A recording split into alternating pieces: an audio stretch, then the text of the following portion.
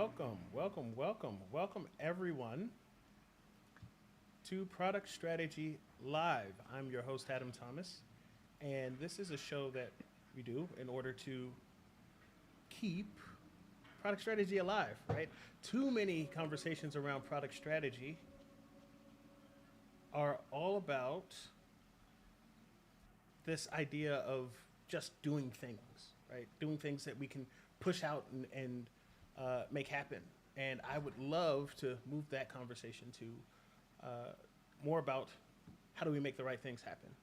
And to join me on that, I bring on fantastic product strategists who help me figure this out with you. So thank you all for joining me. I have Christoph with me. Christoph, the floor is yours. Hi, everybody. Jump in. Thanks for having me, Adam. Really nice to be here. My name is Christoph Steinlehner. I'm originally from Germany, but moved to DC a couple of months ago. And I'm a product coach and product advisor, helping company building better products, helping teams creating more valuable products with a lot of UX flavor in it because originally I am coming from the UX design world. So again, thanks for having me.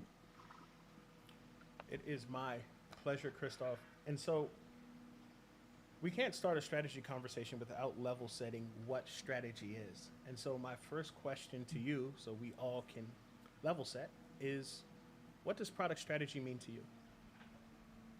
Yeah, so big topic, a lot of things in there, but to really dance it down, um, I think product strategy is mostly around like where to invest. So where to put your bets down. What are you doing? And especially, I think Steve Jobs said that very well, like what you're actually not doing, because that's the hard thing. We all know that there are an endless stream of opportunities when we are developing products, but the hard thing is to decide what not to do, where to really invest our time and our thoughts into. Yeah, I think that's very true, right? Like when it comes to product strategy, far too often teams try to do everything, right? They take all these shiny objects that maybe come from leadership or maybe come from customers or maybe come from the market itself and competitors and don't have an and they don't quite focus on the things that matter. They don't quite make bets that drive some sort of completion towards some ultimate goal. And as a result, they tend to scatter a bit. So, it's one of those things where you look up in 18 months and you go, what have we done? Right? And so, what are some ways how do teams find themselves in that situation, in your opinion? How do teams find themselves in a place where they aren't quite executing on strategy? So usually it starts with like having not having a great goal. So if you don't know really where you're aiming for, if your product vision is not clear, if you're not really aware about like what's happening in your product, then yeah, you get lost. Then everything looks, as you said, like a shiny object worth pursuing. I think right now we see that a lot with everybody is jumping on chat GPT and AI, ML stuff. Everything is like looks, we have to do that. And then it's more about like integrating features, going down in the daily business, but having like disconnecting from their vision. I think often their vision is there, they have a clear picture, but the strategy is then missing. So because just a list of features or what to do next is not a great strategy. It's not a great way to think about strategy, I would say. I love that you mentioned a list of features because that list of features tends to be the thing that captures a lot of teams' imagination. It's the thing that they communicate out towards other teams, right? and we often call these roadmaps. What are some So if you ran into a team that had this list of features, what would be some things you would tell Mm. them? Um, so first is like to go away from the features, or if even if you get handed down a list of features, which is I think still for a lot of teams true, they don't get real like problems to solve, real opportunities they come up with, but they get like more asked to, can you do this, can you do that, and like from all directions. From marketing has their needs, sales has their needs, leadership has like some visions. The friend of the CEO told him about like a nice opportunity, an interesting technology, and things like that. So he will approach the teams. All these things are happening. Um, so then taking one step back, it's like, what's the actual user problem? What are you actually trying to solve? Where are you heading? That's quite important. And I approach this usually with quite lo-fi customer journeys, user journeys, even service blueprints to get like a picture. Okay, where are we on a product? Because most people are not on a clean slate product.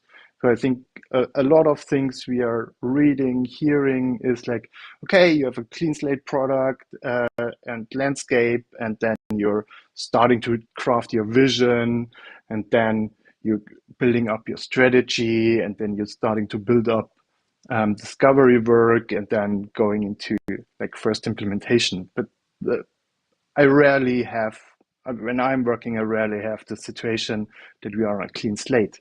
We usually like have a product, but oftentimes we don't know really what's happening. So we don't know like, okay, where are the pain points in our customer journey and our funnels?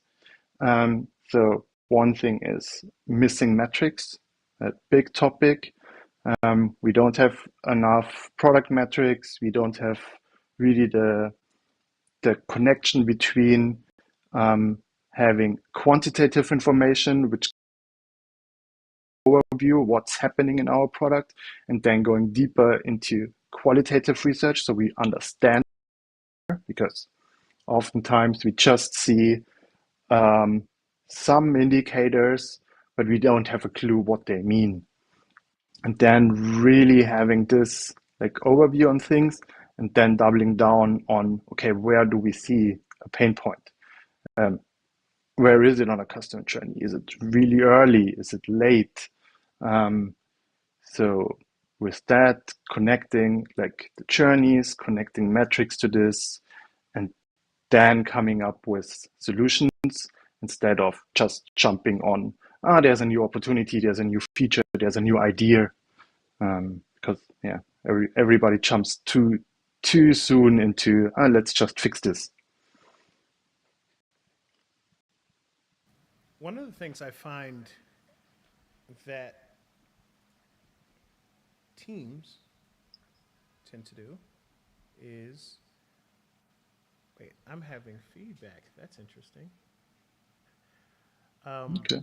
Struggle with me, everyone, for a second, and I'm going to fix this in a second. But one of the things that I find that teams struggle with is they find it really difficult to push back on these things outside of a tech organization. Could you speak about how you talk about these Mm. things away from inside of R&D or the tech organization to get folks bought in on the amount of work that these ideas or these bets take? Yeah, I think it's the as I said, the first step is to think about getting back. So if you get a feature request, and it's totally fair, and that's like how we are working. Um, Oftentimes, at the situations we are as product people, um, to then like just have like a continuous flow with your users to discuss with them, to find out like, okay, what situations are they in? So you got a feature request, and then looking at this and do some initial discovery work. And I don't mean like now spending 2 months in doing research, going really, really deep, but just like understanding, okay, what's happening in there. So doing it in little steps. So you just can also transform to a more empowered team if you gain the trust with your leadership, if you can actually bring like a different experience. And it's hard to beat like real customer insights. So it doesn't matter who brings you your feature request, but if you actually have data and you actually have, even if with anecdotal evidence, that this might not be the the perfect solution, then you can like elevate the discussion to another um, level. And I think that's also the job of the product management, to be able to articulate that. So yeah, there's some pushback, but if it's just like another opinion, why should your leader trust you? If you say like, yeah, that's not how we should do it, that's not a strong argument, I would say. I would agree there, right? Like there is certainly something to the idea of pulling in data, and there is also something to the idea of teams or product people coming into the room and saying this just won't work, right? Far too often, uh, when I work with teams or when I work with product managers or when I coach them, um, they'll often say something like, "They keep asking me for things," and then I ask, "What do they know about your work?" And then I haven't really told them. So of course everyone's gonna ask because you're the candy store and they're the kid.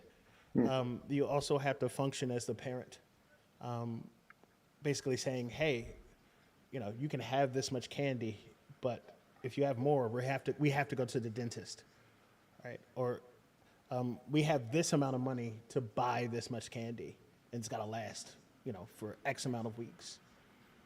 Because if you don't have that conversation, right, like everything comes in.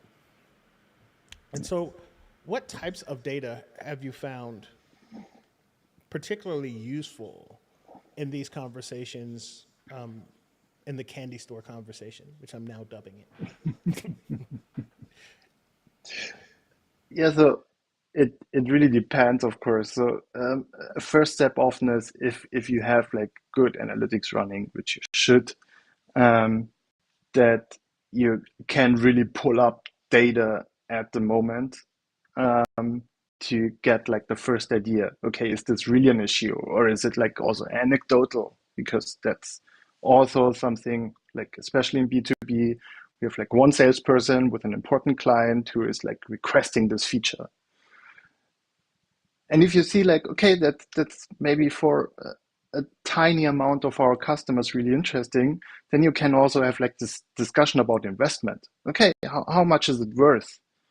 Is it like worth that we now spending 10 weeks on this thing, because we will close a deal for, I don't know, a small amount of money, or is it not worth? So getting directly also into the language of salespeople, because they think, of course, in revenue, they think in like how much is the lifetime value of a customer and things like that. Um, and then also to then, if you decide like, okay, that looks interesting, and it's aligned to a strategy, coming a little bit back to the strategy, because that's the bigger theme. How much are you deviating now? Because are you just running for like the next small thingy, which might be totally like outside of what you should actually invest, which sometimes it's fine. Sometimes the strategy is like not a thing you write in the beginning of the year, or with your product vision, and then put it on a there on a stone, and then it's like in the middle of the office, and everybody is every morning coming in and it's like, okay, that's our strategy. No, strategy is fluid. So yeah, work with that and have this discussion around that. Usually this discussion depends, of course, like how big your organization is, it's not happening like all the time on a team level. It's happening more on a leadership level, or it should have more on a leadership level. But yeah, from a team side, you should be allowed to ask this question. How does it align to a strategy? Then you can have a totally different discussion. Um, and yeah, I'm emphasizing to having this discussion also with visual artifacts. So having your journeys there, having maps there, to be like, okay, we are there, we want to move here. Is this the right direction, or are we jumping all over the place and randomly in sprinkling money left and right? So I think I lost a little bit the question. No, I mean, I think we ended in a really interesting place, which is something that I'm a big fan of, which is artifact creation and, in some sense, artifact validation as it relates to strategy. One mistake that I made earlier in my career was thinking that a single piece of paper or a single image or a single conversation made people feel like they knew the strategy. And I would Mm, wonder how we would end up back in that candy store conversation. And they would go, "Why are we cutting things?" Well, that's because they principally didn't understand the strategy because I didn't really share it. And yeah. so I'd love to ask you about how do you think how do you think about strategy validation? And what I mean by that is how do you know people understand the strategy? So you mean internal strategy Yes. validation? So not if your strategy is working, but just is everybody understanding your strategy? And is Yes, everybody exactly. aligned to the strategy? Okay. Yeah. Okay. Yeah. I think there it comes in place that you really have like um, this shared pictures. So that means that everybody in the company is having the same language. And by language, I just don't mean words. Yeah, that's important. But we all know that we're sitting in endless meeting, everybody is blabbing, and you come out of the meeting and everybody has like their idea in their head. So they come in, had their idea, they're talking for an hour and coming out with like probably the same idea, a little bit transformed.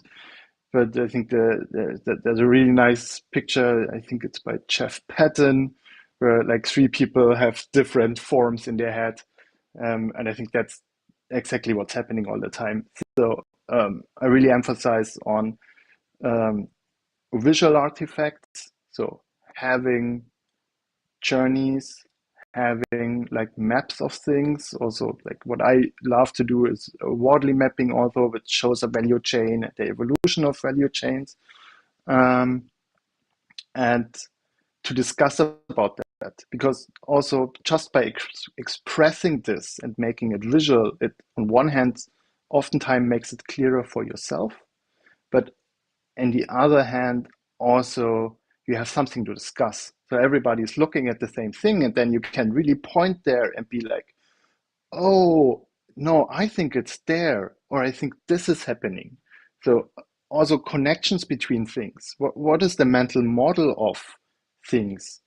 And just by expressing this, you get like a completely different conversation. So what I also love to do, if you be in some in some discussion, just to pull up like nowadays an online whiteboard, you- or just like on a wall on a whiteboard, and just draw the stuff. Just make boxes, connection between boxes. Say like, okay, we are thinking this will lead to that, and if we push up this thingy, so if we invest here, we get more users. Things like that, and this will like completely change your conversations. And then also going like in written narratives. So I think written narratives are hard. They're really, really hard. It's also quite a culture change. So we used to talk a lot or do PowerPoints. but expressing thoughts, it's really, really hard. So visualizing things is for me oftentimes easier to bring to teams because if I ask somebody, okay, now write it please down in three concise pages, um, probably it won't happen. Yeah, that's a lot there that I want to go a little bit deeper on. Um, Something that you said that really resonated with me was uh, this. It's around this idea of um, conversations being based on the artifact as something that is a that means that we're actually making some waves, right? Some things I tell my clients all the time, especially those in the leadership space, is if every leader that you work with has an opinion, for the most part, right? They're opinionated people. And if you bring something to them in a room and you don't get an opinion, something's not connecting, right? You're not hitting something, you're not talking to them about something they care about, which means it's useless conversation. Or you're not giving them something to contend with or something to deal with, in which case it is also useless conversation. And especially again with dealing with leaders, they are constantly bombarded with information. They're trying to figure out what to act on. And so I often use the word tension to discuss this, right? There should be some level of tension in the room. There should be some ah, right? Between folks to because if things are working, if people are engaged, then people will really want to get involved. They want to get into it, right? Versus if they're just sitting there staring in a room, looking at their watch, checking their email, right? Then something's not connecting, right? It's an easy way of seeing if what you're doing is landing. Yeah, yeah, totally. I can totally agree, and that's why I'm emphasizing on having um, visualization, things like that, which are not done, which are like I'm coming from design, so I'm pretty in the it has to look nice and something like that. And I worked a long time with that. And I see also if I ask clients, can you show me like your user journey? Then they bring like this nice poster where some designers spent 2 weeks and had like really nice shading in there and great like comments on this. And the problem is nobody wants to criticize that. And you want to, as you say, you want to have criticism, you want to have like a discussion. If you just put like a rough thing up there, it's just post-its, it's just like um, scrappy, then it invites the people, no, it has to be different. So I really love this approach that it's like not done, it's never done, and it's a working document. It's really like something which is alive and you can pull up like every time you have this discussion. It's like the thing it's a little bit like a bonfire, I would say even. So I don't know, you have like a discussion for the next project, for example. Then you bring just like your scrappy customer journey up or user journey or whatever. Um, and then you have a discussion, okay, what do we want to change? Where do we see errors? What data do we have? And I think it's so great with like working with online work whiteboards because you can have like the Zoom levels also. You can add there then data, you can link out to your analytics tool and things like that. And then really have like this going like from the Zoom level up and down. And starting to change, they like, okay, that's right now our situation. What would be the next goal where we're heading to?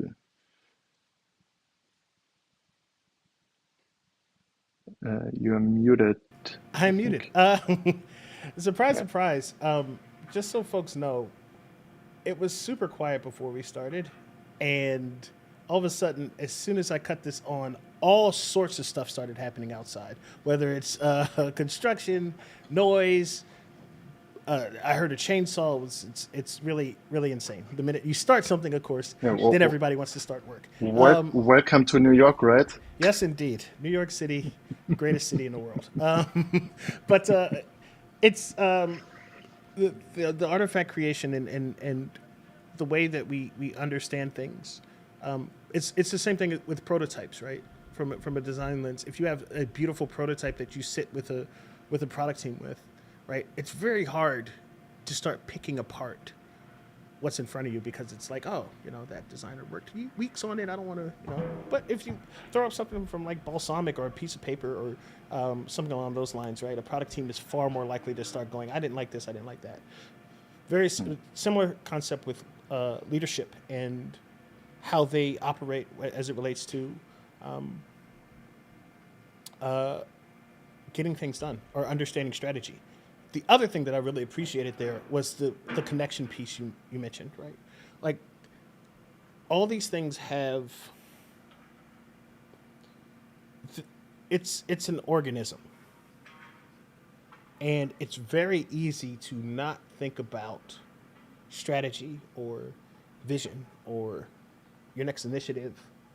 It's very easy to think about those things as solitary things within themselves unless you make it a point to connect these things and spend the time connecting these things on a regular basis.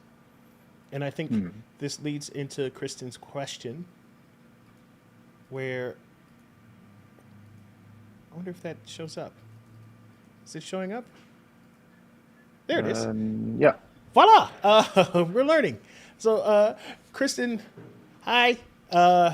Mentions how do you see product strategy being best communicated consistently week over week and across company and team? I think that relates to what we've been talking about here.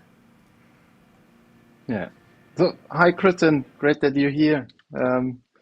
So, um, yeah, communication. As I said, establish these artifacts. It really depends. So, Amazon is famous for their six pages, one pages, like the written narratives. Other companies are mapping a lot.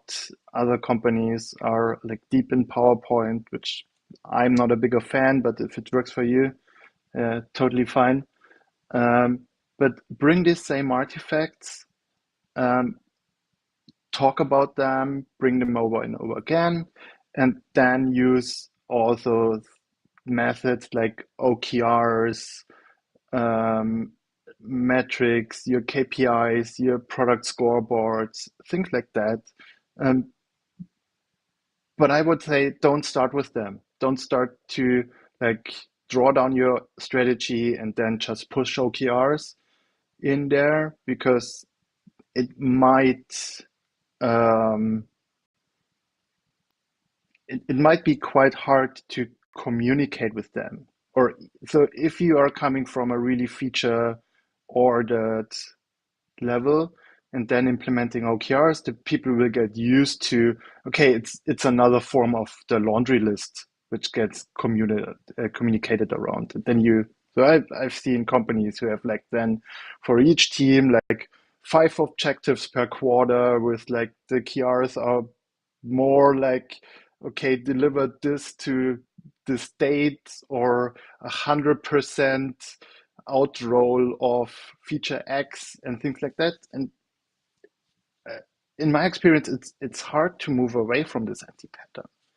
So some companies, yeah, can do that. They can start with OKRs and can like roll out in this direction. But first, I would just start to have like, okay, what are we even talking about? To really take the step back and get like on the same artifacts and use this as your language. So have like this common language. I think that's important. Not really the method. It's more about like, okay, everybody, sales teams, marketing teams, uh, business perspective, technical perspective, everybody is talking with the same language, which might mean visual artifacts and not just words. Yes, yes, yes, yes. Definitely speaking my language there. I think one thing I would add, which I, but before I do, I just want to double down on that point that these things are cultural issues. They're not tool issues. And it's easy to go pick up a box and say, here, this is the magic box. This is the silver bullet. This is the thing that's going to solve all our problems. We got OKRs. We've got the Spotify squads. We got, throw in anything, right? We got, God forbid, we have safe, right? Like all these things are they're boxes, right? Um, that are masquerading as culture solves, but they aren't culture solves. If you're running around doing, uh, if you're running around with grocery lists, if you're order takers as a product team, right? Just because you add OKRs, now you're just adding numbers to your order taking, and then, you know, and at the end of the quarter, everybody pretends to care about these numbers. They're always low, and then they magically go to 75, 80% by the end. Ooh, man, wonder how that happened, right? Nothing fundamentally changes, and it's the same quarter. We keep playing it over and over and over again. It's a cultural issue. I think the other thing that I would add that I think is a test for that culture is removal. And this is something that I'm getting really into, the science behind quitting things. Recently read Annie Duke's book Quit, which talks a lot about how do people stop things, and really the science is pretty clear on it. Those teams that are able to quit things have better outcomes over any span of time, whether that's one poker game, a player being able to quit, or a company learning how to quit things, which is no quick plug, survival metrics, which is all about that. But I think where I'm getting at is seeing teams being able to have conversations about removal, whether it's a removal of a thing that's in progress or an idea. I think it's a really good way of understanding, are we clear about where we're going? And if you're able to do that on a regular basis, on a week over week, if what you set out to do at the start of the quarter is proactively less than where you end at the end, not reactively less, not 2 weeks at the end, we know we're not going to do this, but week one, week two, week three, week four, we're getting sharper, sharper, sharper, and we're looking at the same things that matter. We find out what matters, and we move forward. And I think that's a very good, that's a very healthy culture that's focused on outcomes. Yeah, it's exactly the focus topic. I think it's that, and that's the hardest thing. So I love this framing of like, yeah, start quitting, start really to throw things out. That's another cultural thing, as you said. Like it's it's totally uncommon for coming from a requirement world, from a feature laundry list world to say like, no, we don't do that. We thought about it, we considered it, but we found out it doesn't make sense for whatever reason. You could like have discovery there and just say like, okay, it doesn't make sense, or you just looked at like, does it really connect to the product vision? No, it doesn't make sense. Let's throw it out. So it's um, this diverge, converge concept. So yeah, it's totally fair to bring everything on the table, but then at some point you have to throw stuff away. You can't do everything. I recently had a conversation with somebody like about UX research and discovery and things like that, and there was like, yeah, we're doing a lot of discovery work and research, but it often takes more time than our development time. And I think, like, yeah, that's a good thing if you're throwing stuff away.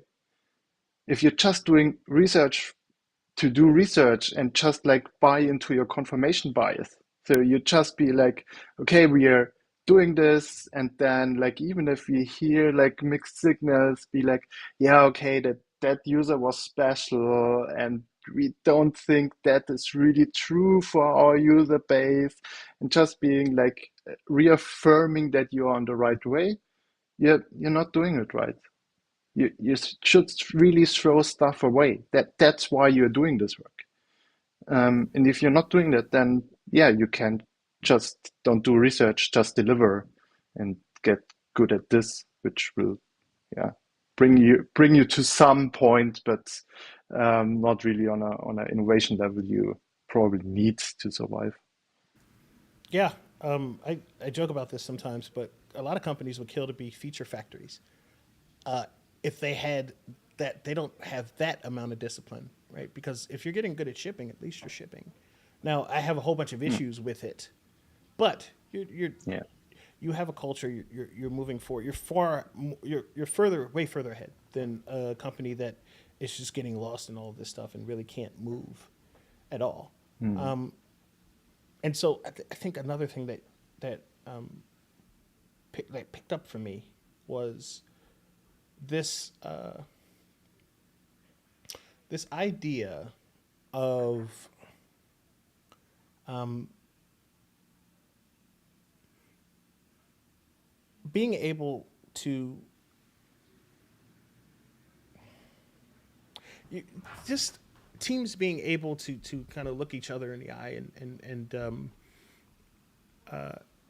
and do the work of cutting things away while doing discovery, because it made me think of we already mentioned Wardley maps.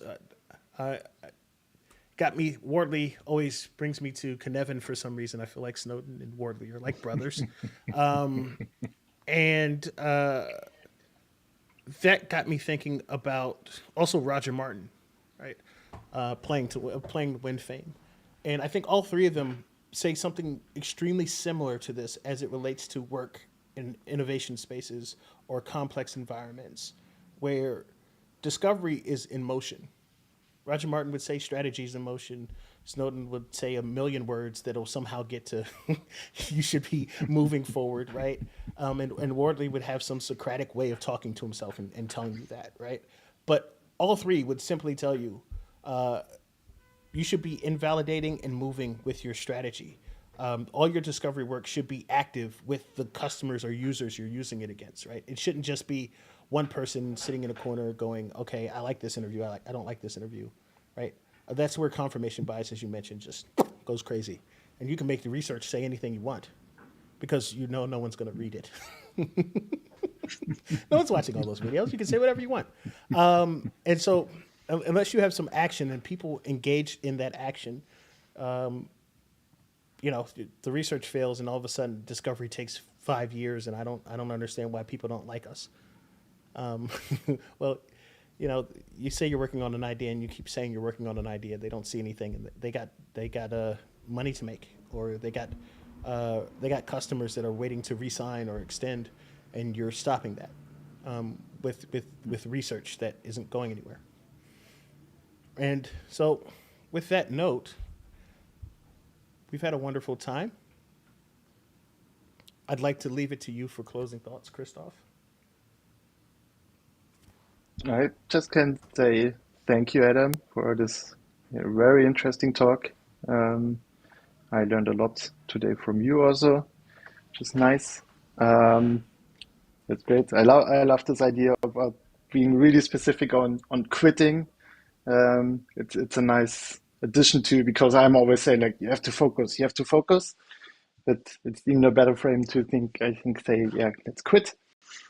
Um, and with that, like yeah, feel free to contact me to have like to find me is probably on LinkedIn as we are. So you can just write at Christoph at csteinlehner.com and Google my name. It's so unique that you will find me. Thanks. I don't have that. If you Google Adam Thomas, you'll find a wonderful soap star in the UK who is Oh, apparently amazing. Is doing reality TV now. I try to keep up with the popular Adam when I can. But yeah, likewise, if you are interested, I'm always here. Folks watching, if you're on LinkedIn, feel free to send me a request. Happy to chat about that, removal strategy, survival metrics. YouTube, subscribe, say hello. Email is adam@theadamthomas.com. Say hello. And we're here. And so, thank you, Christoph. Certainly, we'll have you back for. I loved how this conversation went. I love to continue talking about the idea of communication through multiple mediums, because I feel like we could talk forever on this. I have a lot of thoughts. So next time we will continue down the path. With that, thank you, everyone, and catch you later. Bye.